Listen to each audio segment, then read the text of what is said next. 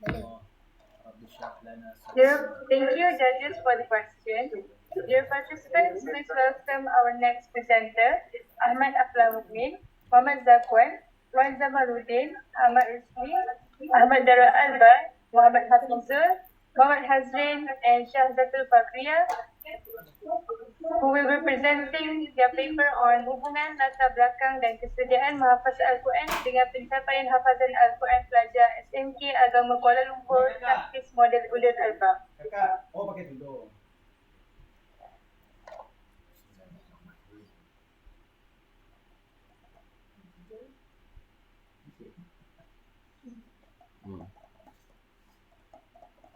Bismillahirrahmanirrahim. Assalamualaikum warahmatullahi wabarakatuh. Saya Ahmad Aflamuddin bin Ahmad Rusli dan saya Muhammad Zakwan bin Hafizah akan membentangkan sebuah kajian yang berjudul Hubungan Latar Belakang dan Kesediaan Menghafaz Al-Quran dengan Pencapaian Hafazan Al-Quran Murid SMK Agama Kuala Lumpur, Tahfiz Modal Ulul Albab semua. Bagi segi pengenalan, sekolah-sekolah yang menawarkan aliran tahfiz menjadi pilihan utama ibu bapa untuk menghantar anak-anak untuk melanjutkan pelajaran mengikut Muhammad Syarifil Harun 2021.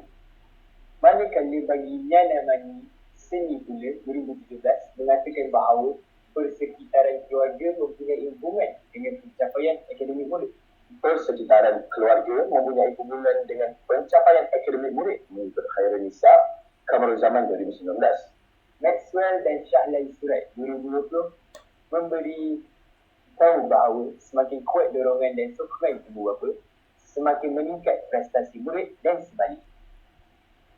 Dari segi pengenalan model Ulul Albab, ia mempunyai 3 komponen asas iaitu ensiklopedik, Qurani dan ijtihadi. Bagi komponen ensiklopedik, murid perlu berpengetahuan dan berkemahiran tinggi menjadi tempat rujukan serta menguasai pelbagai bidang ilmu dan bahasa asing.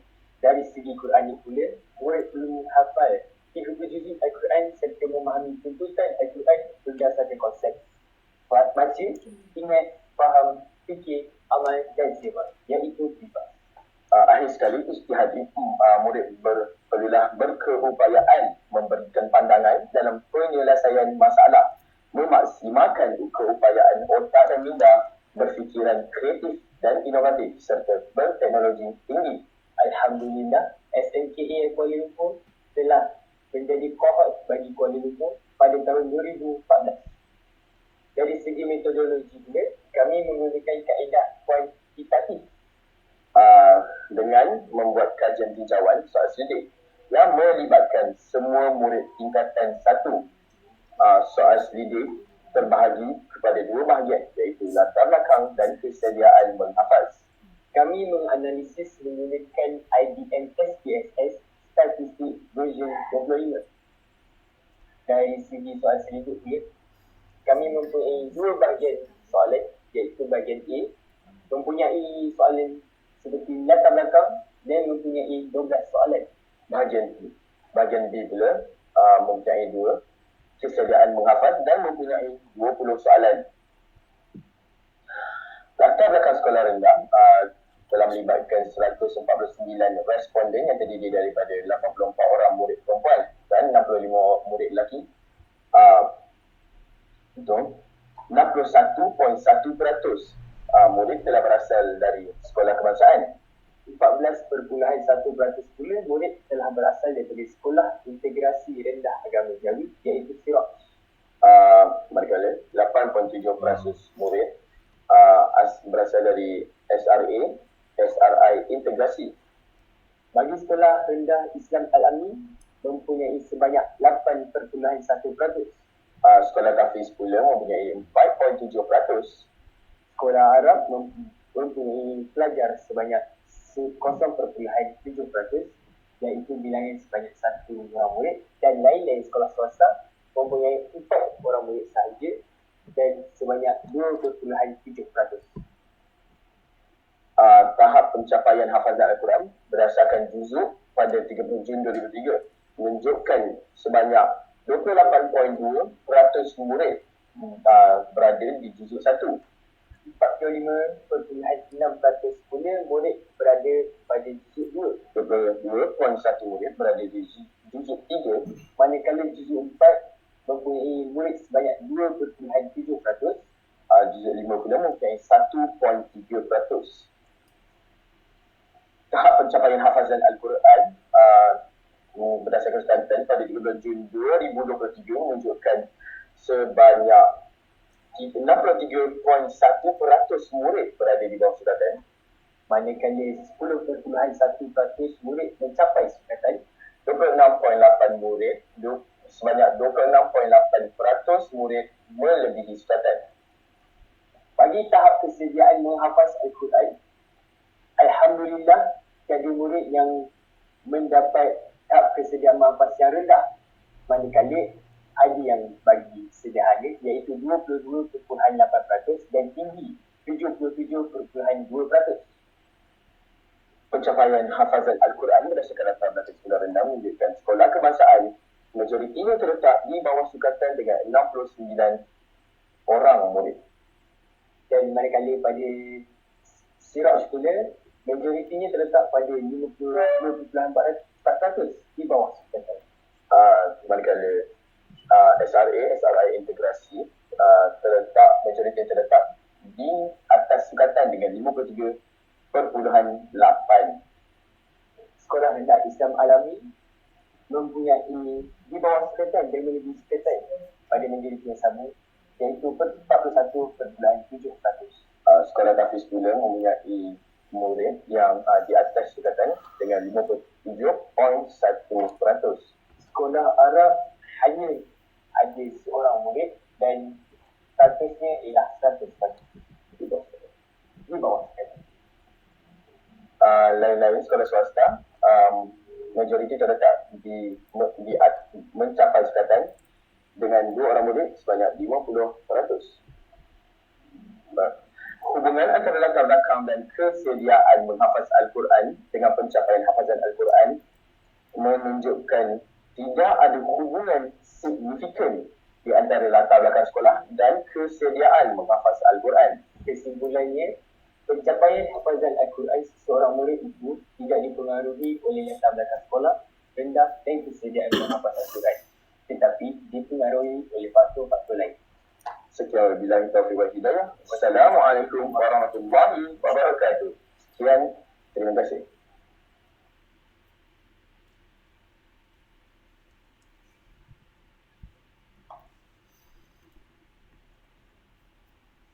Now, let's proceed to the Q&A session. Okay, Assalamualaikum warahmatullahi wabarakatuh. Tim daripada sekolah Tafiz faham? Sekolah Tafiz faham kan? Maaf. Sekolah mana? Sorry. Dia sekolah mana? SMKA Kuala Lumpur. Semaka. Oh, awak di sekolah awak dijalankan Ulul Albab. Ya. Dijalankan. Okey, Ulul Albab ni cuba kita sikit apa kebaikan dia menggunakan teknik Ulul Albab ni.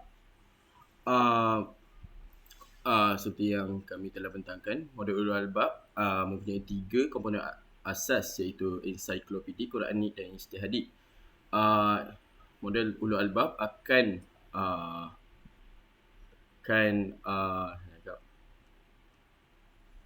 melatih murid untuk menjadi berpengetahuan dan berkemahiran tinggi, menjadi tempat rujukan serta menguasai pelbagai bidang ilmu bahasa asing. Juga model Ulul Albab akan melatihkan murid untuk menjadi Quranik berdasarkan konsep baca, ingat, faham, fikir, amal. Saya nak tanya untuk awak sebelum gunakan Ulul Albab, berapa tahun awak dah gunakan Ulul Albab? Saya sekarang berada di tingkatan 2, maka 2 tahun. Oh, baru tingkatan 2. Kalau sebelum Ulul Albab awak gunakan teknik hafal macam ni? Sebelum Ulul Albab saya tidak pernah menghafal Quran. Hanya hafal di sekolah rendah. Saya berasal daripada sekolah kebangsaan.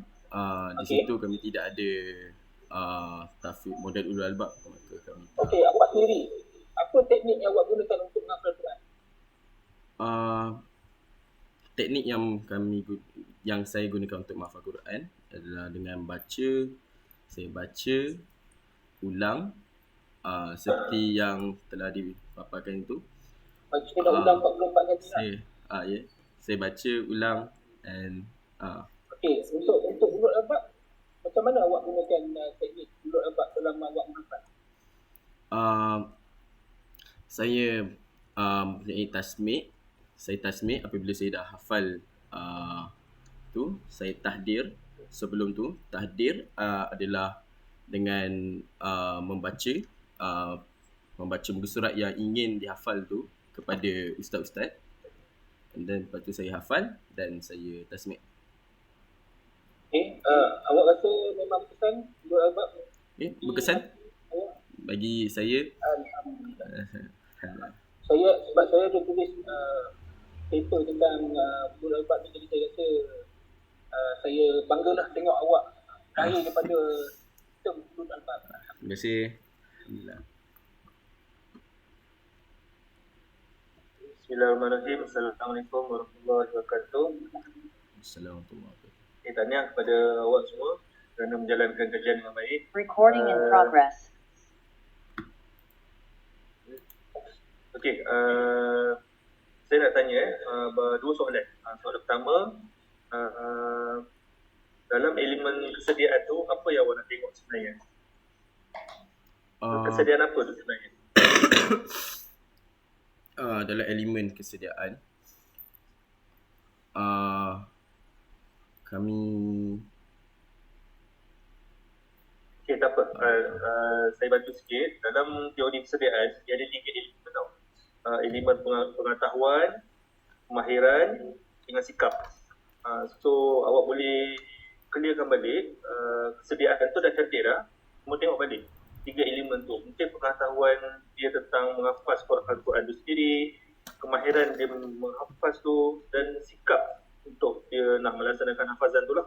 So bila dia ada tiga elemen ni, maknanya pelajar tu dia berada dalam tahap kesediaan yang tinggi lah. Sebab tu kita kena tengok 3 elemen tu, baru kita tahu yang pelajar tu betul-betul bersedia. Itu yang pertama. Yang kedua, awak nak tengok hubungan antara kesediaan dengan latar belakang. Tapi tak sesuai, saya rasa menggunakan kaedah hubungan korelasi Pearson yang awak buat tu. Itu dia kurang tepat lah. Alangkah lebih baiknya kalau awak menggunakan kaedah perbezaan. Perbezaan maksudnya awak tengok dari ujian T-test, ANOVA, macam tu lah untuk awak nak tengok perbezaan. Dari segi perbezaan tu sendiri awak boleh tahu yang dia punya hubungan ataupun berkaitan antara latar belakang dan kesediaan. Saya rasa awak kena polish balik lah kajian awak, insyaAllah. Terima kasih atas cadangan doktor yang diberikan. InsyaAllah kami akan menambah baik kajian kami untuk kajian-kajian yang akan datang. Dan untuk menjawab soalan yang tadi doktor ada tanya, kajian kami kami telah edarkan kertas kepada tingkatan 1, dan di dalam tu dalam soalan itu kami mempunyai 2 bahagian, bahagian A dan bahagian B. Bahagian B ialah soalan tentang kesediaan untuk menghafal Quran dengan berskala, iaitu sangat tidak setuju, tidak pasti, setuju dan sangat setuju. Antara soalan yang telah diberikan adalah minat pelajar dalam menghafal Quran, dorongan ibu bapa dan motivasi dalam menghafal Quran. Itu sahaja daripada kami. Terima kasih. Okay. Bagus teruskan. Dulu sekolah rendah mana? Dulu saya Sekolah Kebangsaan Seri Bintang Selatan. Oh, okey. Sekolah Siraj tu dia akan masuk ke Pulau Albak ni Ya. Siraj Oh, sebab saya duduk Ceras. Okey. Terima kasih. Okey, dah ada